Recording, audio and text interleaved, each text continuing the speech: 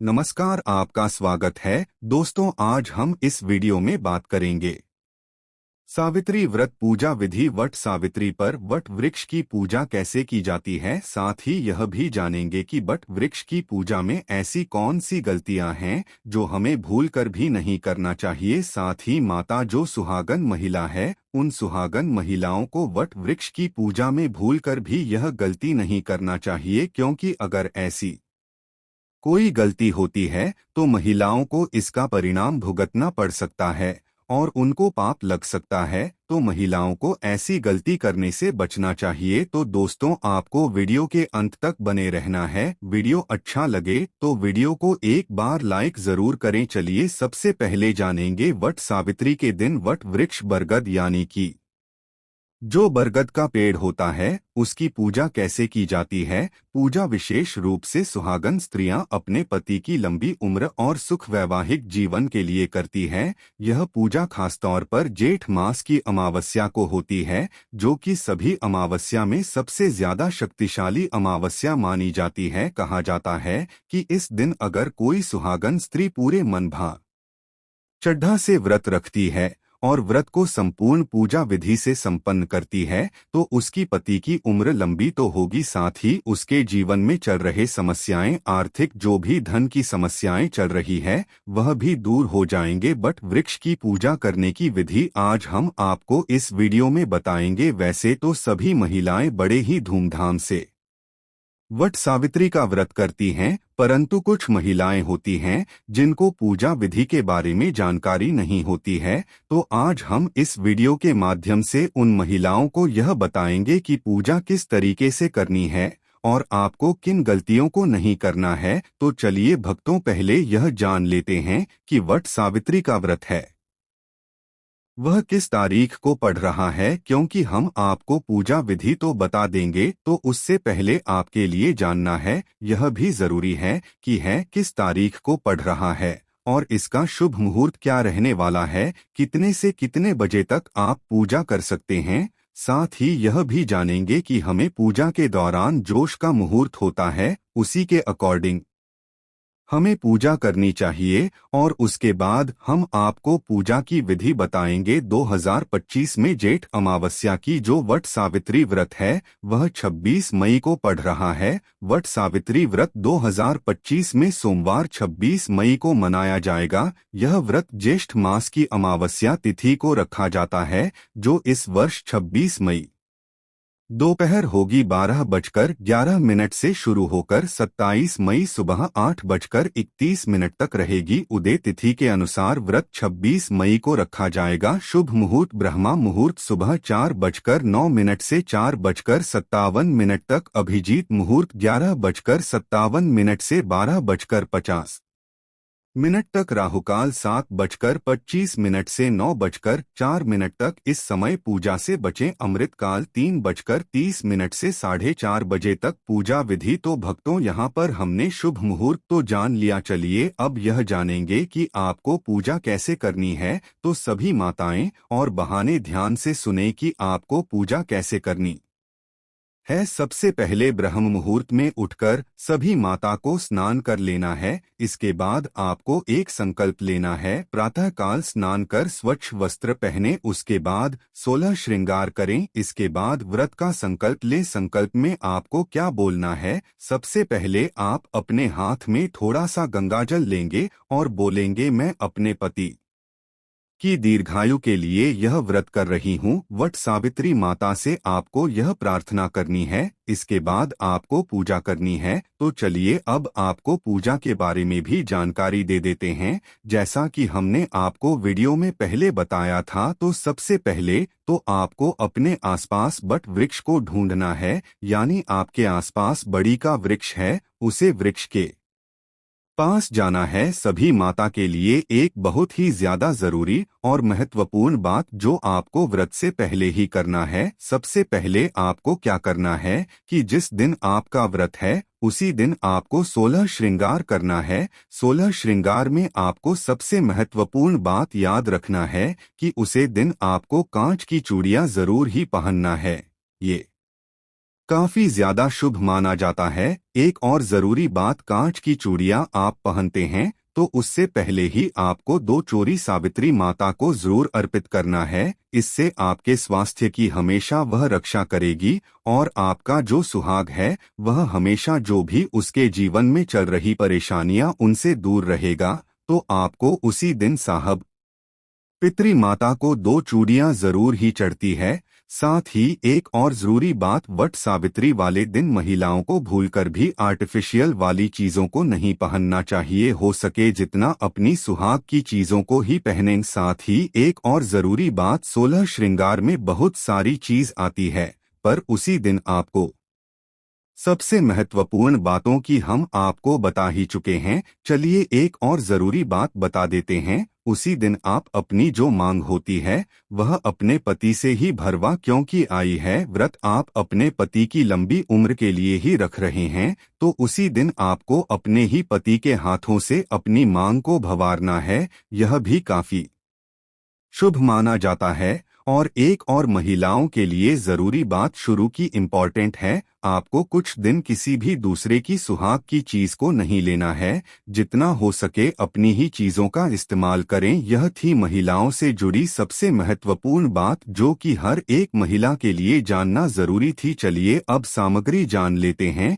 कि आपको क्या क्या सामग्री पूजा के दौरान लगेगी। इसके बाद आपको कुछ सामग्री है उसकी जरूरत पड़ेगी जो आपको पहले ही लेकर रखनी पड़ती है। तो चलिए बस सामग्री भी जान लेते हैं कि आपको सामग्री में क्या क्या लगेगा। सामग्री में आपको सबसे पहले एक थाली लेना है और थाली के बाद आपको उसे थाली में जो सामान हम यहाँ पर आपको बारी बारी से बताएंगे वह सब थोड़ा थोड़ा करके रख लेना है। जितना हम में पूजा में उसे में लगेगा उसी के अकॉर्डिंग हम यहाँ पर आपको बताएंगे। तो सबसे पहले एक जल से भरा हुआ लोटा लेना है।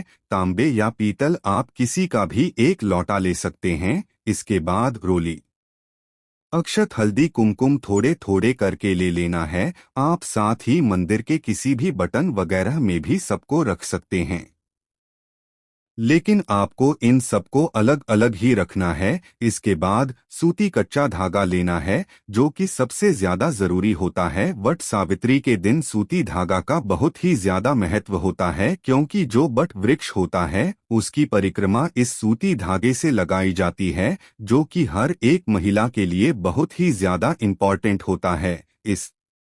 इसके बाद आपको जो पूजन में पेड़ पर रोली और अक्षत चढ़ाया जाता है उसको भी ले लेना है। अब इसके बाद पुष्प लेना है, एक फल ले लेना है। इसके बाद एक कोई भी मिठाई ले लेनी है। इसके बाद एक लकड़ी की पत्नी या फिर चौकी ले लेना है। इसके बाद उसे पटरी पर सावित्री माता या सावित्री सत्यवान की मूर्ति या तस्वीर को स्थापित कर देना है। अब इसके बाद एक दीपक और अगरबत्ती लेना है और आपको उसको इस चौकी पर किसी की सहायता से रख देना है। इसके बाद आपको व्रत की कथा होती है वह सुनना है। चलिए यहाँ पर हम आपको वट सावित्री माता के द्वारा दी गई कथा भी आपके यहाँ पर सुना देते हैं। उसके बाद वीडियो में आगे जानेंगे माता सावित्री और सत्यवान की व्रत कथा।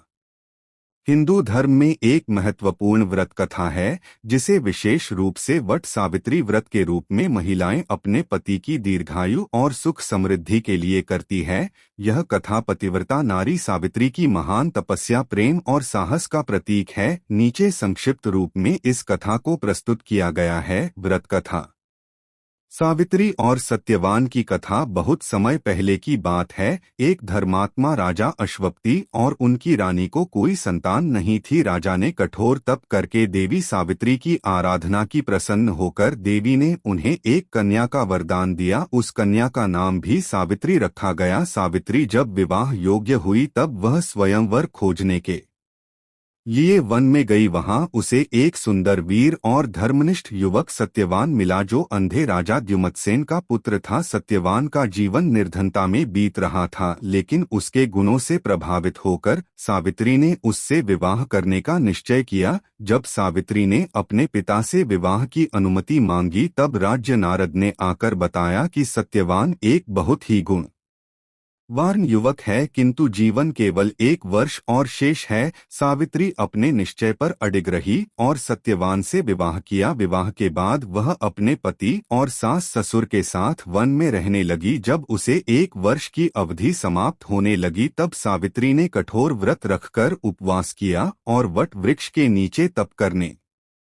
लगी। उस दिन जब सत्यवान जंगल में लकड़ियां काटने गया तो सावित्री भी उसके साथ गई। वहां सत्यवान के सिर में तेज दर्द हुआ और वह सावित्री की गोद में सो गया। तभी यमराज मृत्यु के देवता उसकी आत्मा लेने आए। सावित्री ने यमराज का पीछा किया और अपने धर्म, प्रेम और तर्क से उन्हें प्रभावित किया। यमराज ने सावित्री को कई वध दान दिए, जिनमें से एक यह था कि उसके ससुर का राज्य वापस मिले, वह संतान व अति हो आदि। सावित्री ने चतुराई से ऐसा वर मांगा कि उसे सत्यवान के साथ संतान चाहिए। सावित्री और सत्यवान की कथा एक ऐसी अमर गाथा है जिसमें नारी शक्ति, पतिव्रता, धर्म और अटूट श्रद्धा की विजय दिखाई देती है। जब यमराज सत्यवान के प्राण हर कर ले जा रहे थे तब सावित्री ने अपनी बुद्धि, भक्ति और साहस से उन्हें पराजित कर दिया। उसकी सच्ची निष्ठा और अटल प्रेम ने यमराज को विवश कर दिया कि वे सत्यवान का जीवन लौटा दें। यही कारण है कि आज भी महिलाएं सावित्री की तरह अपने पति की भी उम्र के लिए वट सावित्री व्रत करती है। इस विशेष दिन महिलाएं वाट यानी बरगद के वृक्ष की पूजा करती हैं, उपवास रखती हैं और पवित्र भाव से अपने पति की दीर्घायु की कामना करती हैं। कथा श्रवण के पश्चात पूजा की विधि प्रारंभ होती है। सबसे पहले वट वृक्ष को जल अर्पित किया आता है, फिर हल्दी, कुमकुम, रोली और चावल से पूजन करते हैं। उसके पश्चात फूल और फल अर्पित किए जाते हैं। पूजा करते समय मन में सच्ची श्रद्धा होनी चाहिए और मनोकामना यही होनी चाहिए कि पति सदैव स्वस्थ, दीर्घायु और सुखी रहे। फिर आता है परिक्रमा का क्रम। एक कच्चा धागा लेकर वट वृक्ष के चारों ओर विक्रमा करनी होती है। यह परिक्रमा 21 बार की जाती है, लेकिन यदि इतना संभव हो तो कम से कम 7 बार अवश्य करनी चाहिए। यह 7 परिक्रमा विवाह के 7 फेरे की तरह मानी जाती है और अत्यंत शुभ होती। हर एक परिक्रमा में मन से एक एक मनोकामना व्यक्त करनी चाहिए। विशेषकर पति की लंबी उम्र की प्रार्थना करनी चाहिए। परिक्रमा पूर्ण होने के बाद दीपक जलाकर वट वृक्ष की तथा सत्यवान सावित्री की आरती करनी चाहिए। पूजा में उपयोग किए गए फल, मिठाई व अन्य सामग्री वट वृक्ष को अर्पित कर देनी चाहिए और फिर उस प्रसाद को परिवार व आसपास के लोगों में बांटना चाहिए। साथ ही किसी ब्राह्मण या जरूरतमंद व्यक्ति को फल और अन्न का दान अवश्य करना चाहिए। यह दिन केवल व्रत का नहीं, दान और सेवा का भी है। अब बात करते हैं कुछ आवश्यक सावधानियों की जिन्हें इस दिन भूलकर भी नहीं करना चाहिए। सबसे पहली गलती जो महिलाएं अक्सर करती है वह है गलत रंग के वस्त्र पहनना। इस दिन सफेद, काले और नीले रंग के वस्त्र धारण करना वर्जित होता है। सफेद रंग विधवा का प्रतीक माना जाता है जो इस शुभ दिन पर अशुभ होता है। काले रंग को शोक का प्रतीक माना जाता है और नीला रंग भी शुभ नहीं माना गया है।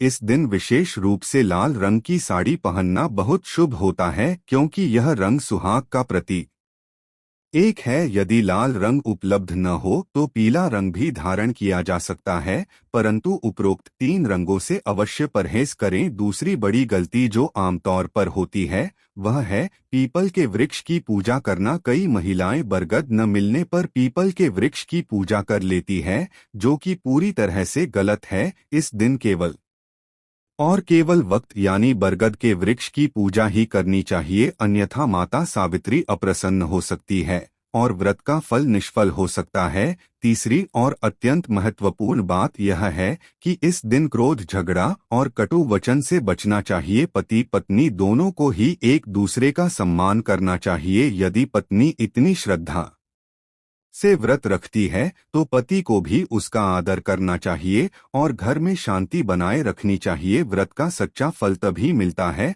जब मन, वचन और कर्म सभी शुद्ध हो। अब एक अत्यंत शुभ उपाय जो प्रेमानंद महाराज की कथा में बताया गया है वह है गौ माता को अर्पण। इस दिन 2 पूरियां जो व्रत में बनाई गई हो उन पर थोड़ा गुड़ या हल्दी रखकर गौमाता को दाहिने हाथ से अवश्य खिलाएं। यह कार्य अत्यंत शुभ माना गया है और इससे 33 करोड़ देवी देवताओं का आशीर्वाद प्राप्त होता है। विशेष रूप से नए विवाहित जोड़ों को यह उपाय अवश्य करना चाहिए। दोनों मिलकर एक साथ गौमाता को पूड़ियाँ खिलाएं, इससे उनका दाम्पत्य जीवन सुखमय रहेगा और किसी भी प्रकार की बाधा उनके जीवन में नहीं आएगी। इन सभी उपायों और नियमों का पालन करके महिलाएं न केवल सावित्री के पदचिह्नों पर चलती हैं, बल्कि अपने परिवार के लिए आशीर्वाद भी एकत्र करती है। व्रत का उद्देश्य केवल धार्मिक कर्तव्य नहीं होता, यह एक भावनात्मक और आत्मिक जुड़ाव होता है अपने प्रिय के लिए।